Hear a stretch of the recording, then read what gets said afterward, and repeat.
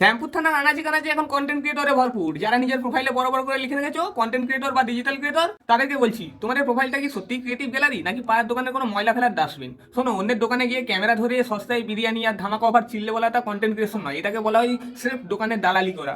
আসল ক্রিয়েটর সে যার নিজের মাথায় নিজস্ব আইডিয়া আছে বা পুরনো কোনো গল্পকে নতুন করে দর্শকের সামনে তুলে ধরে। আর তোমরা তোমরা হলে সেই সেলফ ঘোষিত ইনফ্লুয়েন্সার যাদের সৃজনশীলতা দোকানের ক্যাশ কাউন্টার আর ফ্রি বিরিয়ানির প্লেটে গিয়ে শেষ হয়। ক্যামেরা থাকলেই ডিরেক্টর হওয়া যায় না, আর ভিউ পেলেই ক্রিয়েটর হওয়া যায় না। মানুষের পকেট কাটার দালালি বন্ধ করে দম থাকলে নিজে কিছু তৈরি করে দেখাও। আর দু একটা কথা, কিছু কন্টেন্ট ক্রিয়েটরকে দেখলাম যারা দু একদিন ধরে মহাদেবের কার্টুন ফেস, দেবী পার্বতীর কার্টুন ফেস নিয়ে ভিডিও আপলোড করছে কিউট কিউট কিউট বলে। তাদেরকে বলছি, এরপর থেকে তোমাদের বাড়িতে যখন কারোর বাৎসরিক কাজ হবে, তখন তার সেই আসল ছবির বদলে একটা এআই দিয়ে তৈরি করা কার্টুন ফেসের ছবি ব্যবহার করো বাৎসরিক কাজ সম্পন্ন করার জন্য। কারণ ভক্তি যেখানে অকৃত্রিম হয়, রূপ সেখানে কমানো হয়ে যায়, তাই তো? মনে রাখবে, দর্শক এখন শিক্ষিত, তারা জানে কোনটা প্রতিভা আর কোনটা স্রেফ ধান্দার ব্যবসা।